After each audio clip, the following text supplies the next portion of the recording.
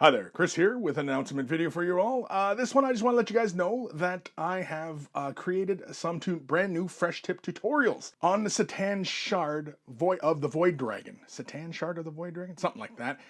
Anyway, he was a lot of fun to paint. I had the opportunity to paint this guy up. I painted him in a similar fashion as the rest of the Necrons in the Indominus box set in my collection that I have been painting. So I've been having a lot of fun and, he was a lot of fun. So I'm just basically telling you guys that my patrons will get access to the entirety of the series itself. This is a first for my Patreon supporters, as usually as I create the tutorials, the fresh tip tutorials, they come out and they get about 2 weeks notice or 2 weeks early access.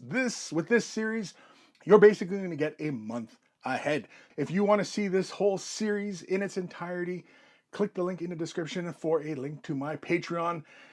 Patrons get early access as of the release day, which is today of this model. And, it was a lot of fun. Check it out.